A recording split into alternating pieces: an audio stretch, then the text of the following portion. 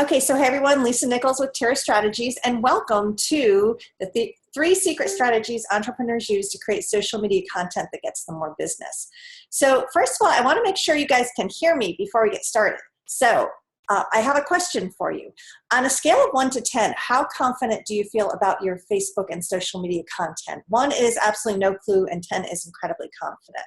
So if everybody could type into the chat, that would be great. If you don't know how, Tracy's got a 5, we got 10s, 5s. Okay, cool. 7s. So, and 3 from Sylvia. So we kind of have a range of how you guys feel. Carolyn. That's okay. You can be a 10. That's awesome. 10s are good. So anyway, I'm glad that everybody has a different level of experience. We're going to go over some of the basics. And while some of it may be a little bit too basic for some of you, some of it may be over the head for others of you, but I'm always around to answer questions. I spend a lot of time in my Facebook group, so if you ever need to reach me, that is a great place, and you can always post in there and tag me. If you haven't joined it, the link should have been in the email blast that I sent out about this webinar, and I'll also put it in at the end too. So let's get started. I'm going to go through slides, which are... Okay. Oh, here we go. Okay, so this is me also. Anyway, and I talked a little bit about me and what I'm doing. So I'm going to kind of skip that part and just jump into it. Now, first of all, I do want to ask you guys to eliminate distractions. I talk really fast, so the content that we're going to go over is going to slide through really quickly. And again, a lot of it's not, this video will be available for replay to everybody who's in the webinar or who's signed up for it, because I managed to hit record just now, so yay. And I'll have it on my YouTube channel, and I'll share that link to all of you guys. So you can go back through it again. But sometimes that's a pain. So if you have questions of me, just ask them in the group or reach out to me. You'll have my email afterwards. So there's different ways to ask me to go over something again in case it doesn't make sense or in case you missed it. So it's kind of intended to be a high-level overview. To really do a lot of the digging down deep trainings, that's something I do on a quarterly basis with a group coaching program that you pay to be in. So just FYI, I don't have any scheduled right now until I think September, but you'll be getting information about that if it's something you're interested in. But we'll talk about that another time. So anyway, how will this help you, this webinar help you? So I've got a weird E on my screen. I have no idea what that's for. So today you will learn how to establish your business as an industry leader. Why is that important? That's what draws people to you. If you can establish yourself as a thought and industry leader on social media, people will want to learn from you and want your knowledge and be drawn to you, and that's crucial. You'll also learn which type of content will engage your audience. There's some stuff you're doing that engages and some stuff you're doing that doesn't engage. So we're going to go over the stuff that really truly does engage your audience, because that's what you want. A bigger audience means that you get more potential customers, right? So that's crucial. And then third, we're going to learn how to effectively promote your business on social media to get more business. So yes, I am going to talk about Facebook ads on an overview level.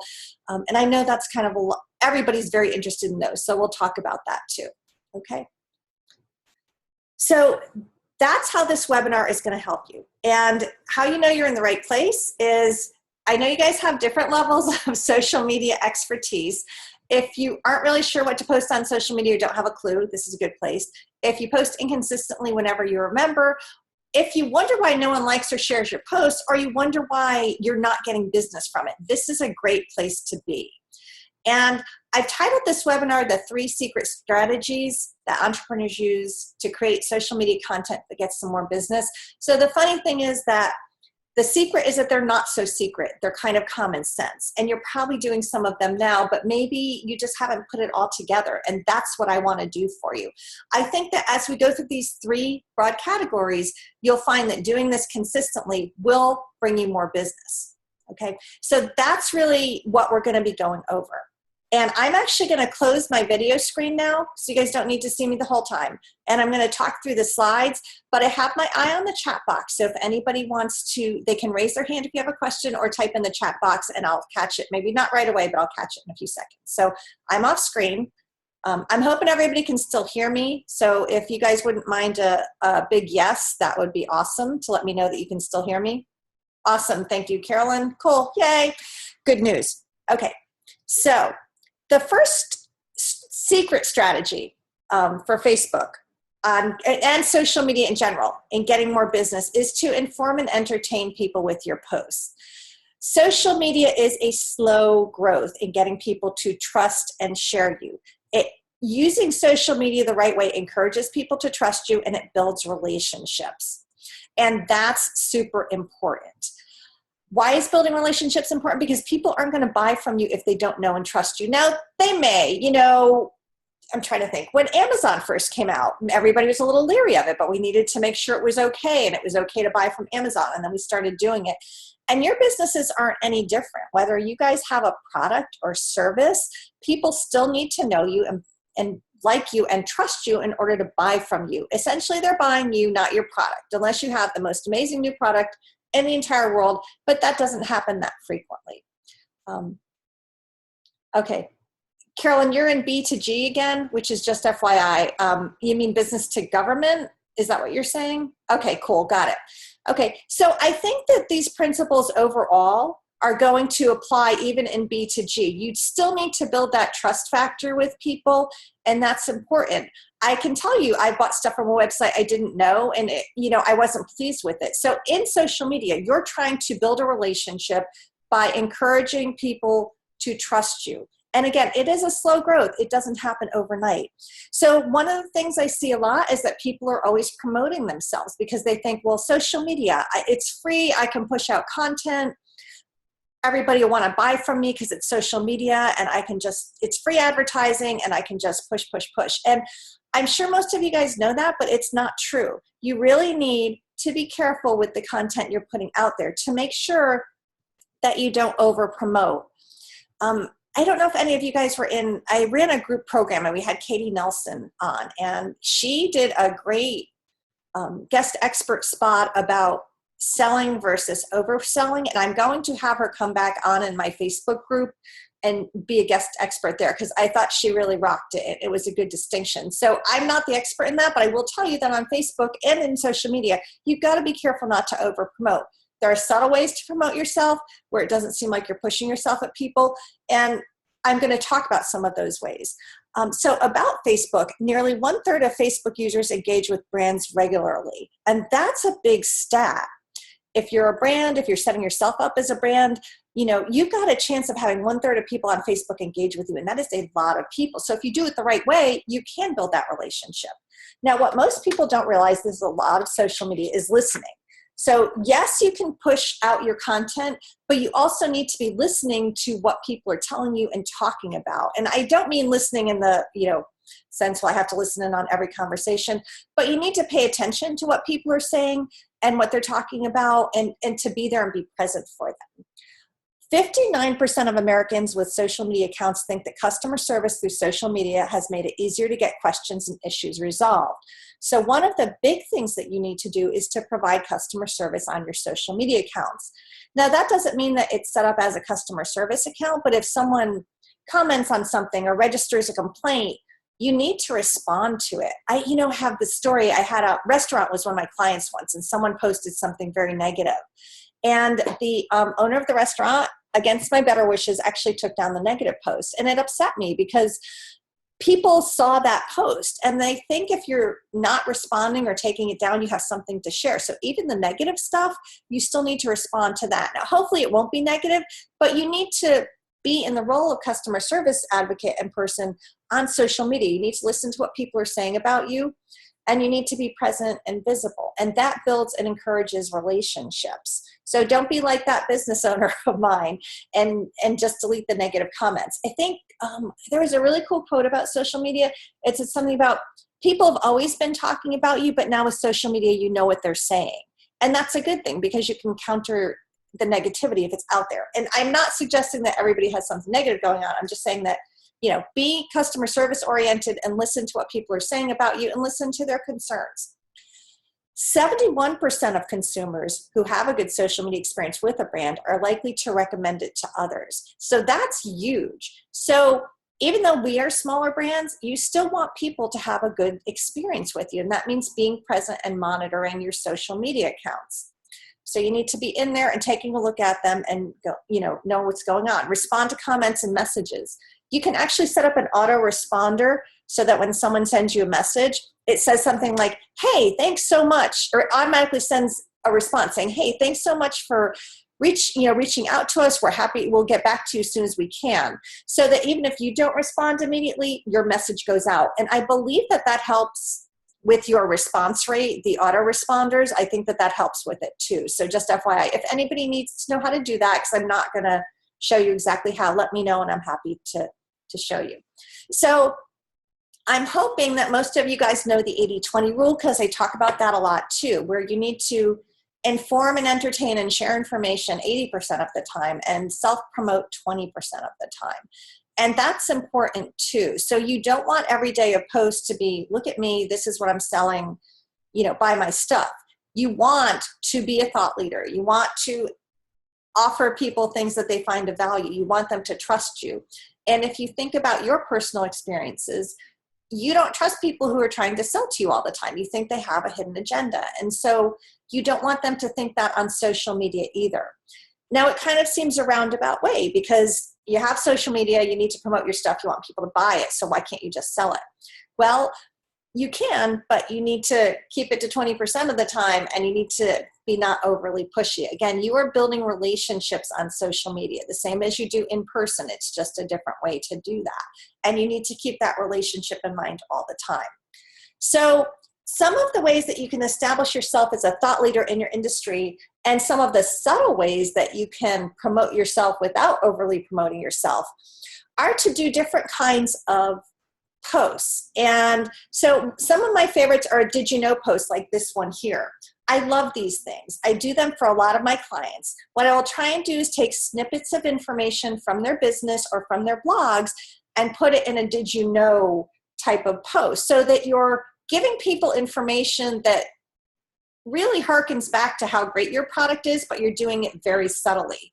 Like this client, EcoStrip, they sell an infrared paint stripping system. So not a lot of people know about it. So we kind of do did you knows about how hot it gets, how easy it is to strip paint with this, how there's much less dust, paint dust from it.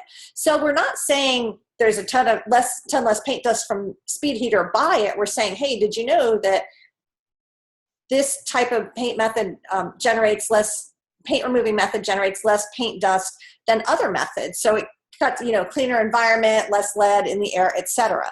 So I am in love with did you know posts, right? I think they're just so cool and so awesome. And I would really recommend that you guys get in the habit of using them.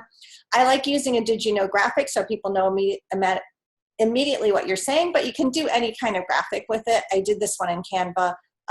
Just, make it interesting and go for it. So love did you know posts. I think they establish you and your business as a thought leader and as an industry brand leader, and encourage trust by giving people information they didn't have that they need to know to buy your product, but you're not promoting and selling yourself per se.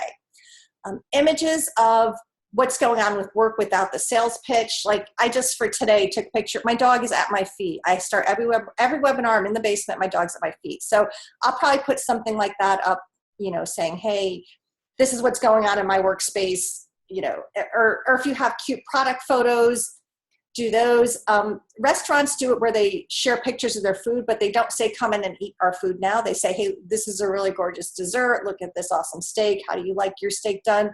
So you can do product or service photos, but don't always end with a come in and buy it, come in and see us. Just kind of let it be. Let people have a look at what's going on in your business. Let people have a look at what's going on in your business so that they can, Carolyn, no call to action. If you're going to do a call to action, do it in your 20% promo times. I think if you do call to action all the time, it does tend to make people think that you're selling all the time, as I've seen it. And I think that you guys, personal experience, that you guys should know that too. If you see someone that's always got a call to action, what's going on? Why are they selling to me all the time? So I would say no call to action unless it's your 20% of your time. So other ways you can promote your business without overly promoting are to do behind the scenes posts. And I love these because people get a glimpse of your business without, without overly promoting. This one is actually TEDx Tyson's. We were doing a big media push. Holly made a comment. So anyway, some people do CTAs all the time. It drives me nuts. So what I want to say, you guys, is this is common sense. If you don't like it as a person, then just think of what your clients are going to think about it. So, a lot of what I do is common sense. If I don't like it, probably a lot of people aren't going to like it either. And so I always try and keep that in mind. But as I was saying with TEDx Tyson's, we were doing a big push the last 2 weeks before the event for people to buy tickets. So we had a volunteer meeting and posted a lot of behind the scenes stuff from that. So it got people interested. Look at all these cool TEDx Tyson's volunteers. What are they doing? So we did it without a call to action. So we were essentially promoting the event. Hey, we're getting ready for our TEDx Tyson's meeting in a week and a half. And here we stopped at this really cool tea place and had some tea and appetizers. So behind the scenes, make people trust you because they see what's going on that not everybody sees. And that really develops a sense of trust and relationship. If you guys have awards, put up your awards, definitely. That's not even promoting. That's just kind of blowing your own horn, and that's totally allowed. One of my clients had something called a Stevie Award. They're in the government security area, right? So they put these up. And this, again, it's not promoting. You're just sharing your happiness at doing something great. So share the awards. It helps people, again, build that sense of trust because they see that you're doing something really awesome and they think, hey, I want to be with a company that's won all these awards. Another way that another kind of type of post that you can use to inform and entertain are video and Facebook Live. I'm actually going to talk about those in the second strategy, so we'll keep that for later. Do quotes that reflect your business. It doesn't have to be a quote about your business, but make it relevant and appropriate.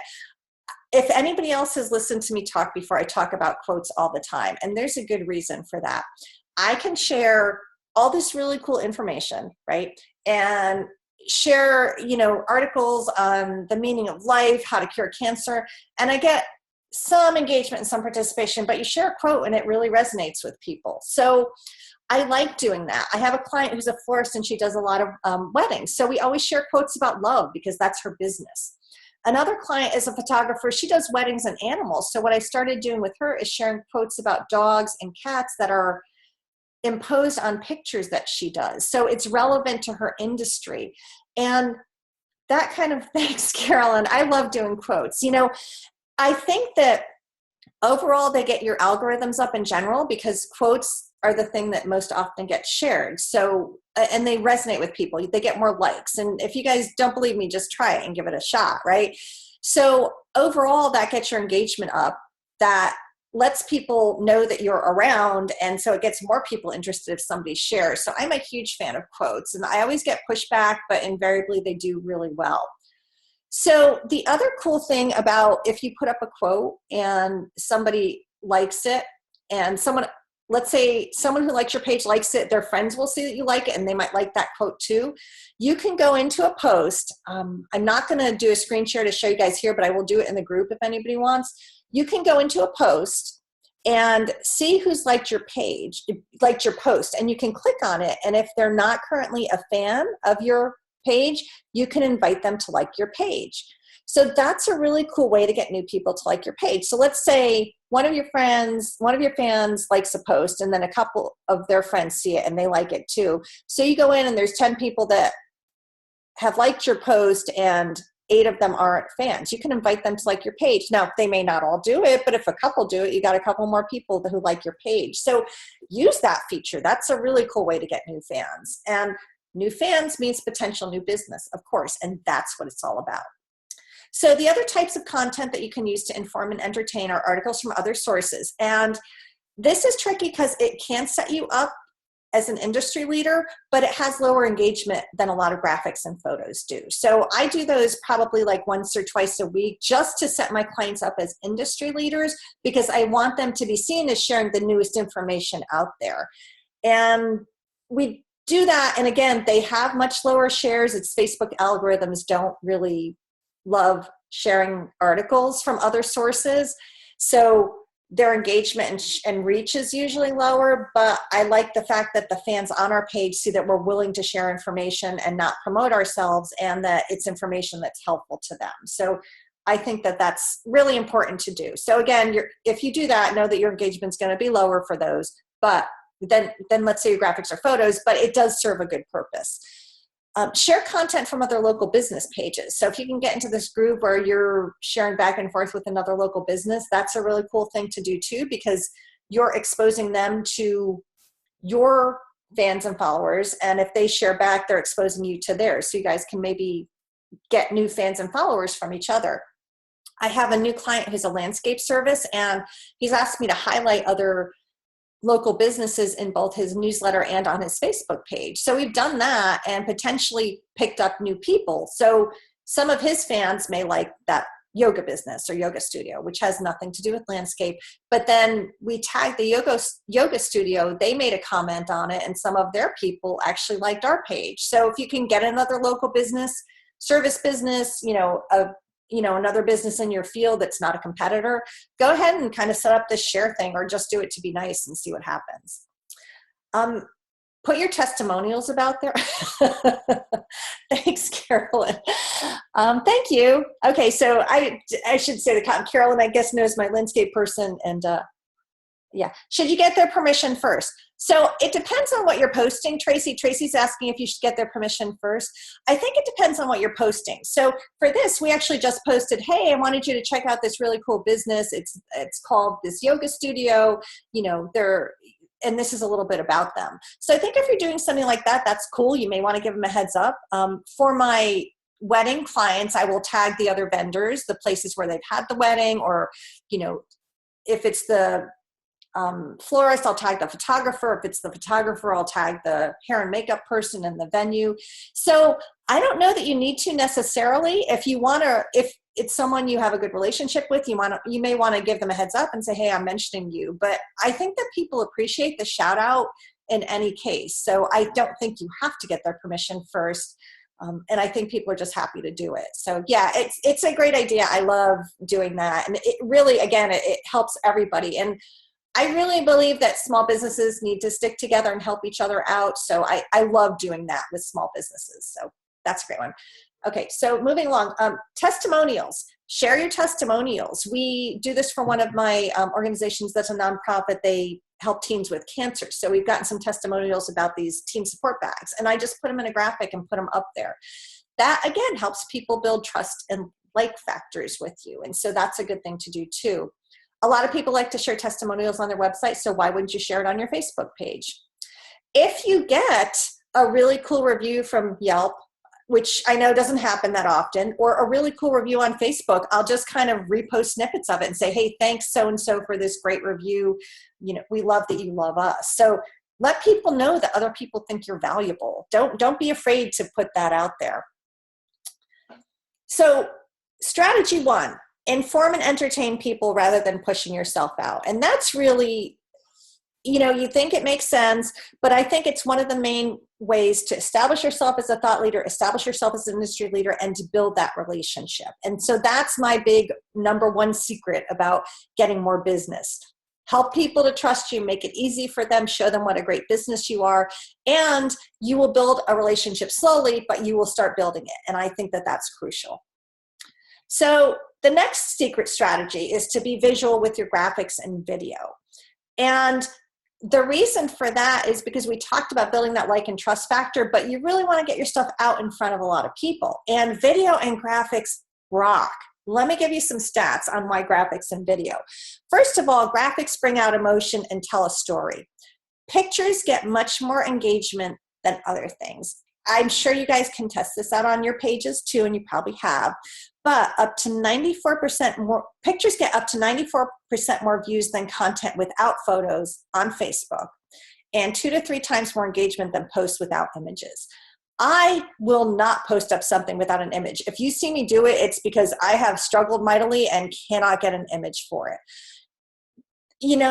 Even if it's something where there's an article that's not popping an image in, I will actually go and look for a stock photo that I can use to put the image up. I need images with everything. Visual content is 40 times more likely to be shared on social media. Tweets, if you're in Twitter, tweets with images received 150 more retweets than those without. And of course, if you're in Instagram, you have to use images, right? So graphics are so important. So get yourself in the habit. One of the things I do, sometimes articles don't always populate with the photo, and that drives me crazy, right? So if the article has a graphic that's attached to it, I will actually go in, copy it, save the image, and then put it into the post as an image. I figure it's not violating copyright because it was in the image in the article in the first place, right? So if anybody ever asks, I can say, no, that was in the article. It was directly from the article. I don't use that for anything else, but I will do that. Also, sometimes, okay, so Carolyn said, can I repeat that? So sometimes articles post without images, right? It may just be that the image link isn't working. So there's a couple of things you can do. There's actually, I posted this in my group before. There's a debugger that Facebook has where if your image isn't populating, you can go into the debugger, pop the URL in, and it scrubs it so that the image will post accurately most of the time. So you can use that and then go back in and post it and the image will populate.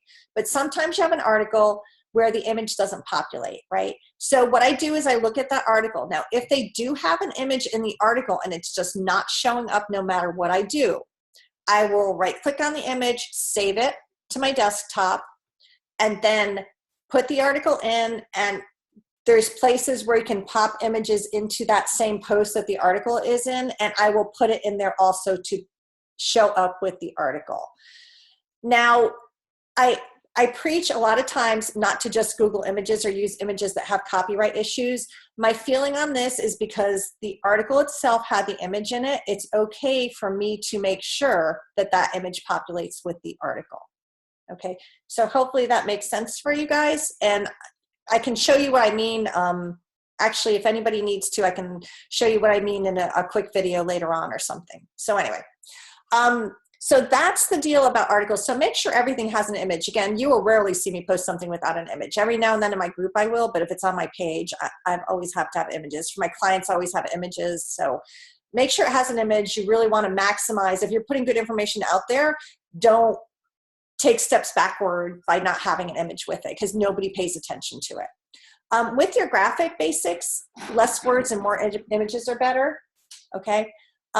Keep your quotes and graphics branded but not identical. It's, sorry, the noise is the dog who has now freaked out about the heater that we have down here. Anyway, so keep your graphics branded but not identical. I've actually seen, not my client, somebody else I was quoting on, and they had graphics that they always use the same backdrop and same image, and it looked awful. You couldn't tell at a quick glance, it looked all the same, and I wasn't happy with it because I'd been kind of thinking, well, do I want to do this for my clients? And the answer was a very quick, no, I really don't want to do that for my clients.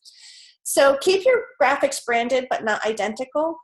You can do a couple of different things to do that. First of all, always put your logo in there and keep your font consistent. It can either be the font of your website or font of your logo, but keep your font and your graphics consistent, okay? Always put your logo on, try and put it in the same place. And let's say whatever graphics you're doing, like for quotes or whatever, you decide to use landscape or people, be consistent with that. Be consistent with the filter that you use on it. Or be consistent with your backdrop. I've got one client who does handcrafted jewelry. It's gorgeous, right? So I've been struggling with how to make her graphics look consistent and pretty, but you know, you don't always want pictures of people wearing other jewelry. So I went into Creative Market and found some really cool crystal backdrops. And so I downloaded those and I'm using those for her quotes. Same thing with, I have a group that's it's a nonprofit. It's a National Association of Women Business Owners. And so I've been, again, struggling with what I want to use as the backdrop of theirs. I want it to be feminine, but not overly feminine. I don't know that I always want to use people as a backdrop, etc. So I actually went into Creative Market and found these really cool rose gold backdrops. And I have 70 of them for a whopping $8. So I downloaded all of those. So their quotes will look similar, but not the same. And that's what I'm after. And then also keep in mind that if you put too much wording in your graphics, 80 to 80% of the time people on social media spend it on a mobile device. So if you have too many words in your graphics, they're not going to be able to see it. So if you like to pack your graphics full of a lot of information, people on mobile aren't going to be able to see it that well. So keep the graphic itself mobile friendly with few words and make that put whatever you're going to put in the graphic, make it so that people actually want to read the post. And that's the best way to do it. So if you have an event, instead of giving all the event information, just say, hey, check out this really awesome event with hamburgers or whatever is going to get people to look at it, and then put all the information in the post itself. And that way they will want to look at it more instead of trying to read this tiny font or tiny little script in the graphic itself. So just remember, mobile friendly. Everything should be mobile friendly. I use Canva for my graphics a lot. I love Canva. Always add the logo. And if you don't have enough photos of your business or your product, it's okay to use stock photos rather than use bad photos of your own. So you might want to find some stock photo sites that are good for what you do. I actually like to use, for most of my graphics for my business, I use a company called Haute Chocolate. I talk about them all the time in my group too. They have feminine kind of entrepreneur, boss woman graphics, and I love them. So I tend to use those because I don't have, a whole set of my own photos that I use. So that's on graphics, like a quick tutorial on graphics. I go into this a lot more. I've actually done Canva challenges. I do Canva trainings. I do a lot more with graphics. So if you guys ever want that, reach out to me and let me know, and I'll tell you when the next Canva thing is going on or graphic thing. And then let's talk about video. Video is so important. If you guys are not using video, I want you to really seriously start thinking about it. That is, good graphics and video are such a great way to reach people. It's amazing. I don't know if anybody's kind of dipped their toes into video. We actually, in my group, had a video challenge a few weeks ago, and I got people on Facebook Live and to do videos and upload to YouTube. So it was really cool. But some video stats. Yeah, Tracy's saying, my videos gain at least 20 times the exposure. Totally correct. 4 times as many consumers would rather watch a video about a product than read about it. Now, I'm going to talk about Facebook organic reach, which is reach without boosting a post or advertising. Yep, absolutely, video is best reach. So most Facebook posts, even with graphics, reach about 4% of your audience, okay? So if you use videos, it bumps it up to 13% organic reach. So that's a huge difference, and that's why you should be using videos, and that includes both live and native video. Now, what do I mean by native video? Those are videos that you upload directly to Facebook. They do much better than videos that you link to YouTube, and I'll talk about that in a minute too. But just keep in mind that you get 3 times the organic reach, at least on Facebook, when you use Facebook Live or videos. Your engagement rate doubles. It goes from 3.3%, which is a max of engagement rate for top brands. And by engagement rate, we mean people who like and share. And it can bump up to 6.3%. So your engagement rate doubles, which is huge. People are 85% more likely to buy a product after viewing a product video. And marketers who use video grow revenue 49% faster than non-video users. So have I convinced all of you guys to use video yet? Use video. If you're not comfortable with it, take courses on it. There's people, hire it out. There's people that can help. Join video challenges. Like, we had a great video challenge in my group. And if there's a need for it, we can do it again. Get comfortable with Facebook Live, get comfortable with video. If you're not comfortable being in front of the camera, you can actually do videos with graphics, but I would say that builds the trust factor. Stick yourself in front of a camera and get used to it and get used to people talking to you. So it's so important. Now, Carolyn says, I don't know if I'm going to repeat this, but so you can do things to relax yourself before you go in front of video if it's really nerve-wracking. So we'll talk about that later.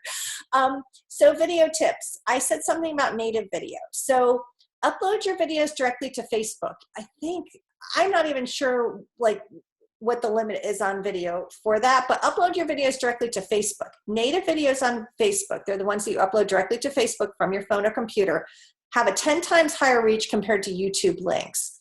So, there's a lot of talk about having a YouTube channel, putting stuff up there. That's great, but if you're trying to get more engagement for your YouTube channel and you want to get better engagement on Facebook, upload the videos directly to Facebook and then also have them in YouTube and do those links somewhere else, okay? But native videos, and that includes Facebook Live, do much better than links. If you guys don't believe me, try it. I will tell you I've done it and I can see the difference too. How-to videos are great. I think searches for how-to videos increased like exponentially on YouTube in the last few years. Do behind the scenes videos. Okay, those are always a good one too. I'm going to tell you a TEDx Tyson story again. We did Facebook Live. Last year, they wouldn't let me do it. They weren't quite sure the TEDx guidelines. It was the first year. So this year, I just said, you guys, I'm doing Facebook Live. And they said, great. So what I would do was before the event started and during breaks, I would run around and chat with the speakers. And those videos did so well. And I'm amazed because, first of all, it's in a hall and you can't hear anything. So I'm just shocked that people like the videos. I'm kind of shouting in the camera, which is lovely.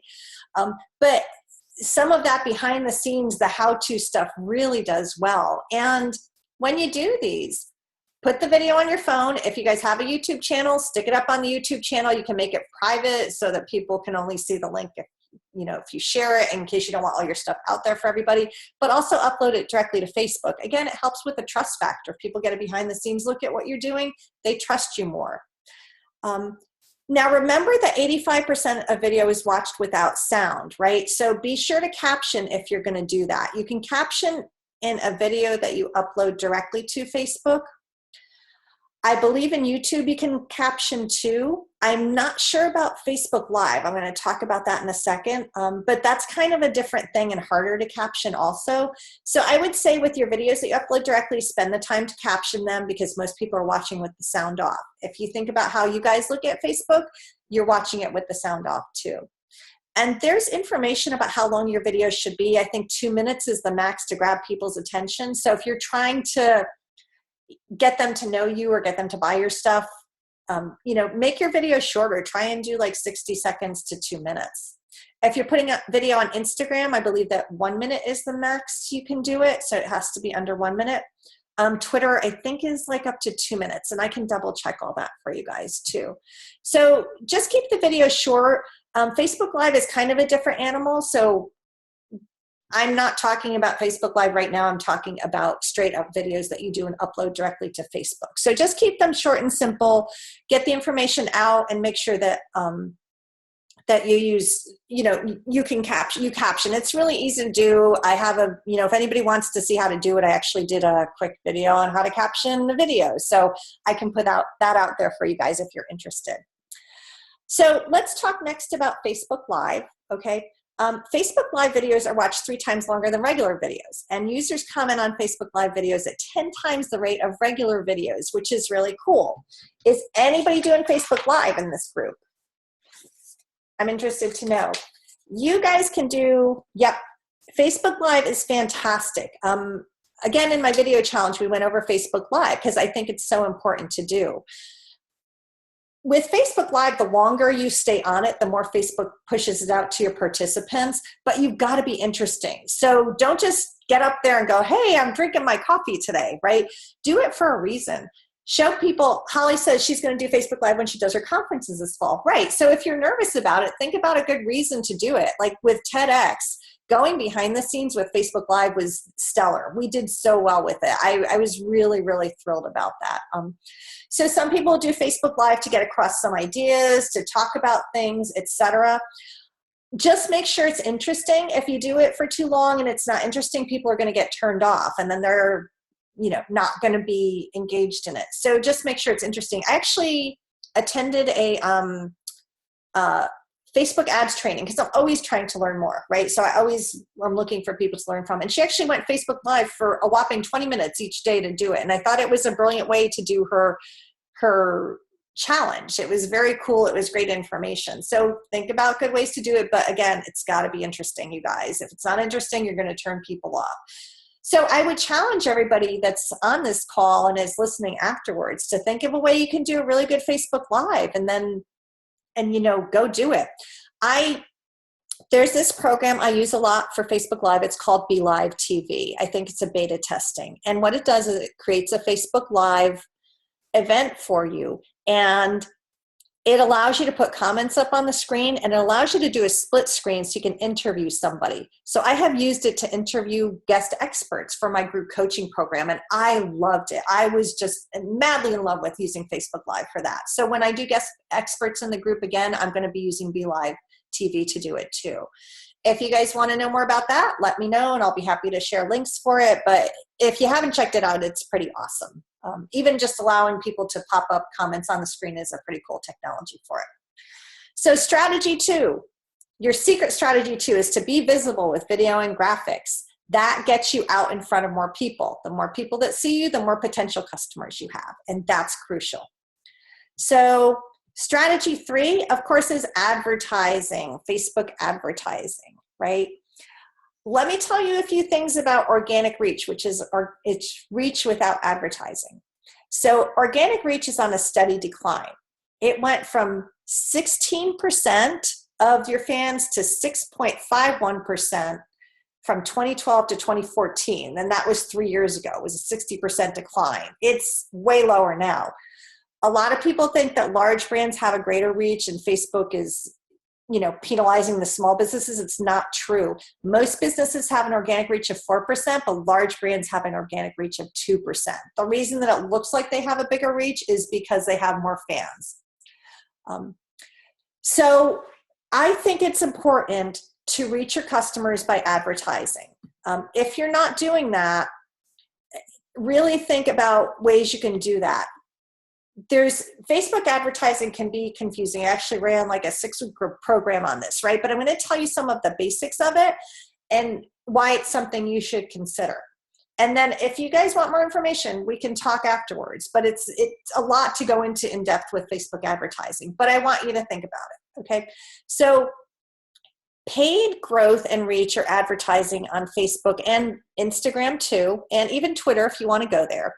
It's good for brand awareness, lead generation, and conversions. Now, it's super important if you're going to do Facebook advertising to blend it with your organic. And the reason is that if you put up a Facebook ad, right, and someone takes a look at it and they think, oh, cool, Holly's company is really awesome. I'm going to check it out on Facebook. And the first thing they do is click over to your company on Facebook. So if your Facebook page or your Instagram account doesn't have stuff on it, they're not going to trust you because you don't have anything filled out. So what you really need to do if you're intent on running ads to boost your business and get more people to trust you, like you, and want to buy from you is to keep good content on your Facebook page and your Instagram account and your Twitter account, and then also supplement that with advertising. So keep that in mind if you're going to do Facebook ads. Don't just use your business page as kind of a jumping off point for Facebook ads. Make sure that you do put content on. Now, it doesn't have to be a ton of content. I think if you post 3 times a day and show you're active, if it's too much for you to post daily and you don't have, themes in place and everything else, at least post 3 times a week and make sure that your Facebook page or Instagram account looks active, okay? That's important. So if you're going to do Facebook ads, you need to pick a goal. And I don't like to just do straight boosted posts when I do Facebook advertising. I actually go into Ads Manager and do it and create the ad, create my goals, create my audience, etc. Boosted posts have gotten a lot better than they used to be. If that's the only thing you're comfortable doing, it's cool to do, but just know that there's limitations to it and you can't target people as much as you can doing it in other ways, okay?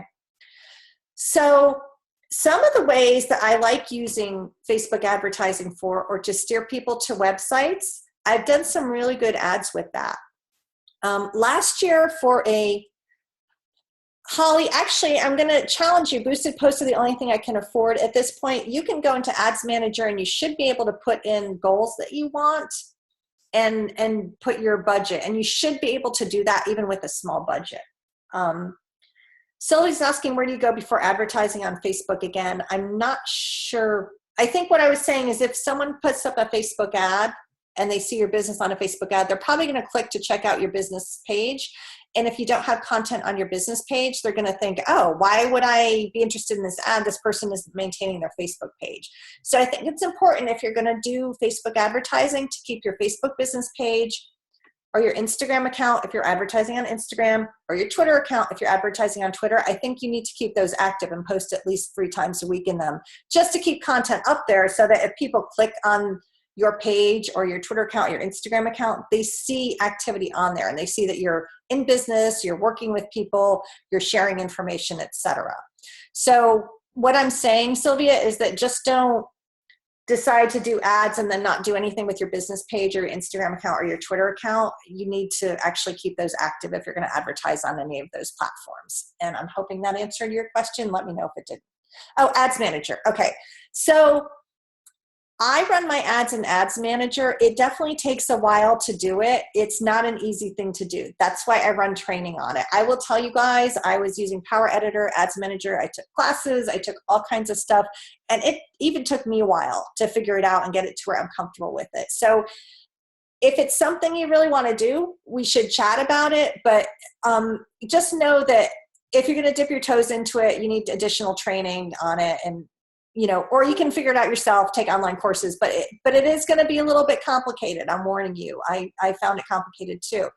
So if you guys want, you can boost posts if that's the only thing you're comfortable doing. It does have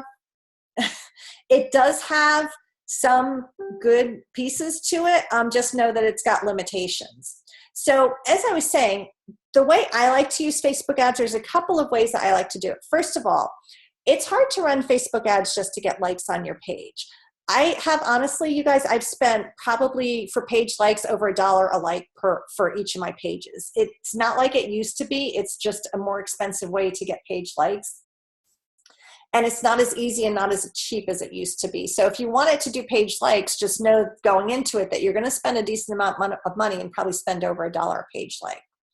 What I enjoy doing is I like to use Facebook ads to send people to a website. So whether my client has a product or a service, that's one of my favorite ads to run. First of all, because you can see results from it. And second of all, because it's not that expensive. So last year we were doing, I had an online attorney site, right? And so we were trying to get people there that were entrepreneurs who needed business documents. And we were actually getting website clicks at 30 cents per click, which I was pretty happy about. I had another client that was doing a product and we were up to 120 per click. Not my favorite one. I think this year it's seemingly a little more expensive this year to get people to a website than it was last year. For TEDx Tyson's, when we ran ads for that, it ended up being 85 cents per link click, right? Now, that's not bad. We actually did a big push the week before TEDx Tyson's and we promoted the event. I am not a huge fan of promoting events. I think that it's hard to entice people to come to your event if they don't know you. It's kind of a cold, hey, here we are, come to our event, and you have to pay for it. They do well with free events, but I'm not so sure it does well with paid events. TEDx is a different thing because a lot of people have heard of that. So actually, it was a really great campaign. What we did was we targeted people who like TEDx in general and who are local to the area. And so we got about 85 cents per link click. And we got a really big push the last 2 days before the event. So although we were sending people to Eventbrite and so we couldn't monitor where they were coming from, I'd still like to think that a lot of what we got at the last few days was due to the ads, because that was really the only place we were promoting it. So for that, it worked well. So I like using Facebook ads to send people to a website. The other one that is helpful is if you guys have mailing lists, you can use Facebook ads to get people on your email list and then reach out to them via newsletters every, however often you do newsletters. And those are very successful campaigns also and can result in a fairly low cost per click, right?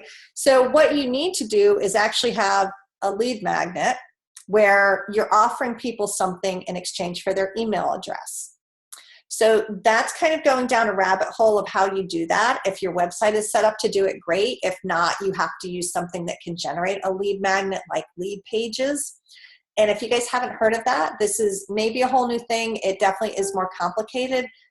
But if you guys are doing newsletters and can put up lead magnets, which is like, what's a lead magnet? It's a freebie you're offering people in exchange for their email address. So if I had a downloadable PDF, the 3 secret strategies to getting more business. So I would send people to a site that I created through Lead Pages and say, here, in exchange for your email address, you can get my free download. And so they put in their email address, the download would be sent to them via email. It's all set up through the programs you have. And then you have their email address, and then you can reach them via email. And so then you can promote your services or products to this email list that you have. So Facebook ads work really well for that. They work really well for websites. Not super happy with them for events, don't love them for page likes.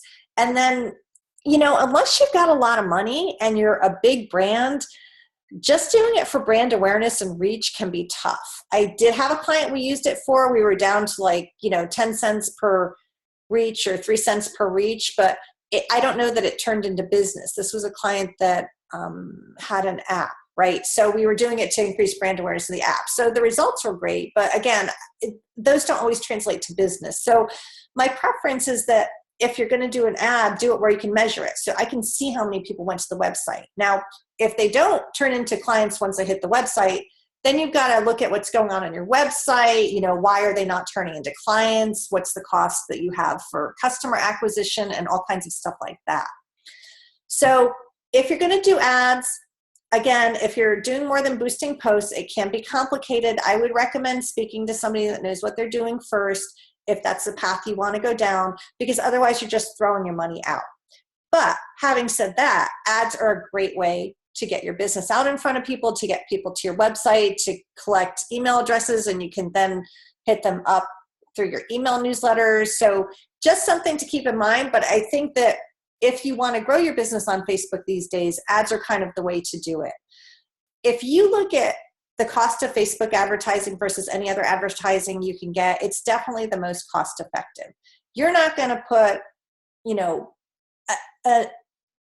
not going to put an ad in a newsletter or an ad on the radio or an ad on TV for anything close to what you can do for Facebook. And you're not going to be able to target the people either. Facebook ads allow you to target people by income, by family size, by home ownership, by interests, by activities, etc. So you can really spend your time trying to figure out who your ideal client is and your target client, and then targeting them via Facebook ads. And that's why I love it. There's nowhere else that you're going to get that kind of flexibility, that kind of definition in your target audience, and be able to reach them for so little money. So if you can do it, think about Facebook ads to kind of grow your business. Now, go in having a budget that you can use and stick with the budget. I would say, probably $50 to $100 a month is a good start, and know that probably at first, until you get your target audience set and narrow down, that, your first month or two, you may not see a ton of results. But once you get your focus better, I think that you can see more with that. And my clients usually do about 100 to, let's say, 200 or so per month, and I think that that's good. And we do get a decent number of website hits with it. So we've been fairly happy with that. And actually, TEDx Tyson's, we spent 150, and we really did well with the results for that, with the event. So again, I was pretty pleased with it. But know what you're doing and know going into it what's happening. Carolyn, thank you for Carolyn's got to take off. Thank you for coming on, and I will, we'll keep talking about this stuff. So cool.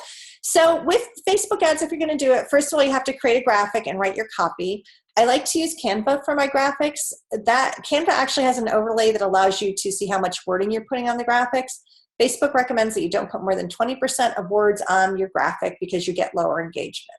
So they're really pretty strict about keeping it very graphic related.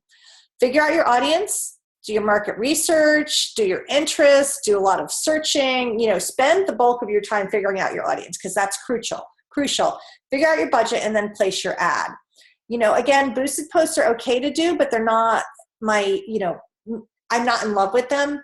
I don't use them anymore, but that's because I've kind of gone from that. If it's a way you're starting, I would say keep your budget really low with boosted posts to see how they perform and then go from there. And then use your monitoring tools, right? If you guys go in to Facebook ads, you can see how your posts are doing and monitor them. Make sure that you're happy with the results. If they're not performing, turn it off. You can turn off your ads. So I've done that all the time. I go in and look at an ad. I'm like, oh my God, this ad is horrible. I'm done with it. And then go on to a new one. So don't be afraid to turn off your ads. If you're not sure what a good ROI is for your various ads, ask people who know, ask people who run ads. They should be able to tell you that. I can tell you this year, it's very interesting. I was getting, 30 cents for a website click, but now it's gone up to 80 for the ads that I've run for my clients. And I'm not doing this just for me. I'm doing it for clients that have various industries. So I figure across my clients, what I'm seeing is fairly standard, right? So ask what a good ROI is for the different ads. People should be able to tell you that. Don't just look in groups, because I think some people tend to inflate what they're doing with their ads. So I'd be careful if you just wander into a group and someone says, oh, I'm getting website clicks for, 1 cent per link click or something like that. So be leery of that, but ask people that you know who are doing it. Place small ads, right? So start with a small budget at first and then up your budget once you see how it's going. I think you can start out with $10 or $15 or $25. So start that way. I get a lot of people say, we want to do $300. And I'll say, no, we're not going to do that. We're going to start with 100. We'll monitor the ad for a few days, see how it goes, and then move on from there.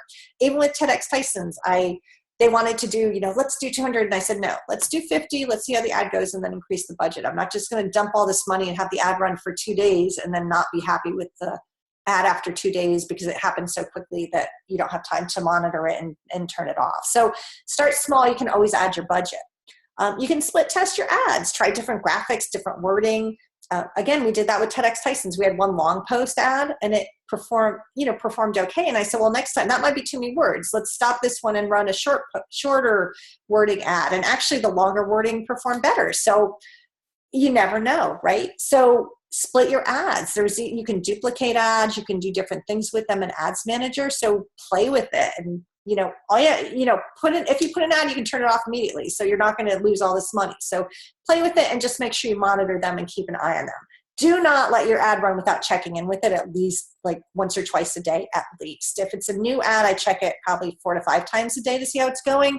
If I'm looking at, after a day or two, I see that it's fairly standard, I'll check in on it once a day, but check in on your ads, make sure you know how they're doing, especially when they're new. Monitoring and implementing can be challenging, so make sure you have the time to do it. Make sure you keep up with it and ask people for help if you need to. I think people are happy to help.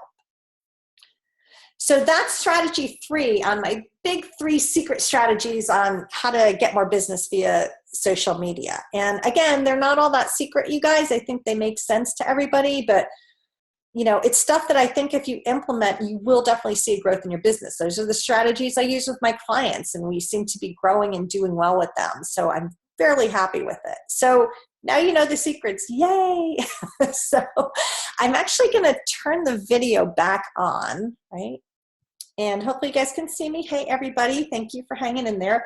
We are at about an hour. So I think unless there's a lot of questions, we'll probably wrap up in a few minutes. But I wanted to say that the 3 strategies take time to develop. Social media business and following does not happen overnight. It's relationship building just like anything else. Every now and then something awesome happens and you get clients like that, but it doesn't happen all the time. And you have to put the time and effort into it. Ads can help speed the process, but you have to know what you're doing, right?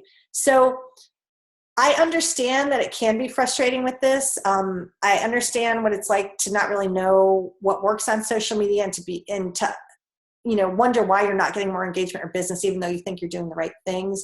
Sometimes it just takes time. Sometimes you have to step back and restart again and realize, am I really doing the right things? Ask people for help. Ask people who like your page. Is there something I can be doing better? Don't be afraid to solicit feedback, because I think people are willing to help you and to help you grow your business. Facebook is always changing their algorithms, and that can be confusing. Their guidelines change. Ads are tricky. There's so many words that you can't use on Facebook ads. I see all the time people post in groups going, why didn't my ad get approved? And it's this. And you have to really dig down into Facebook's ad guidelines to find out why the ad didn't get approved. So it can be tricky and it can take time. I think that running Facebook ads is not for the faint of heart. It's taken me a long time and a lot of trial and error to know what I'm doing. And I can imagine trying to go into it as a small business owner and not really understanding it. So I get it, right? My goal in all of this is to help people grow their social media business more.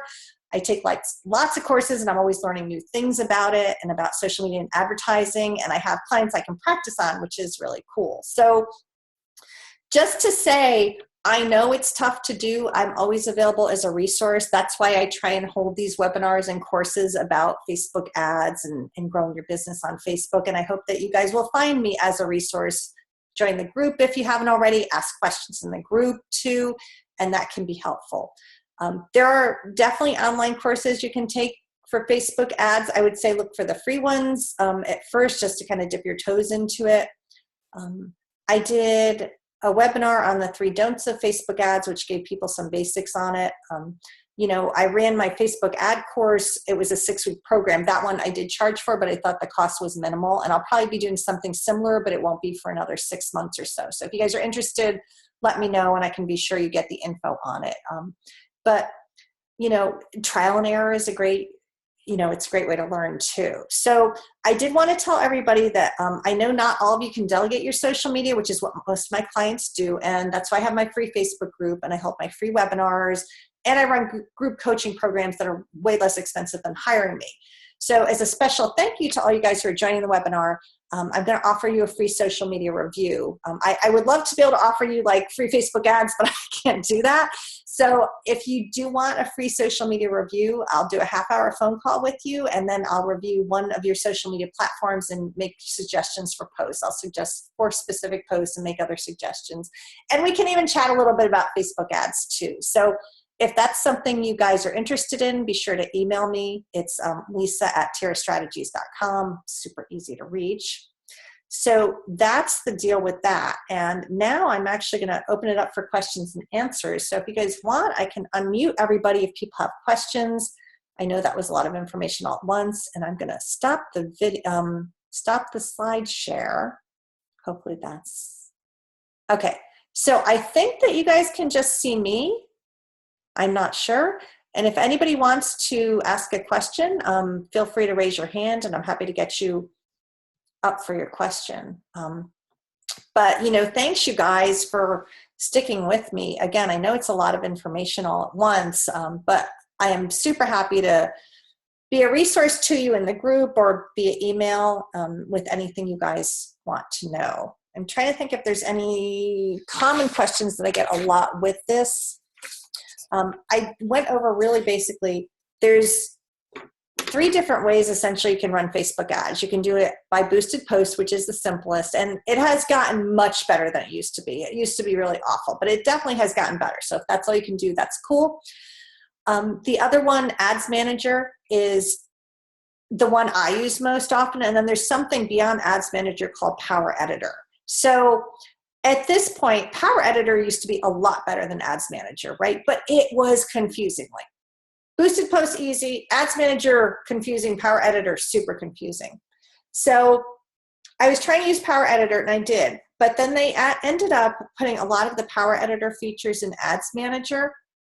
So that's the one I work in most often. So nowadays, Power Editor is really if you're running a bunch of ads all at once, like for an ad agency type thing. Power Editor is great for you because you can make changes to all the ads at once.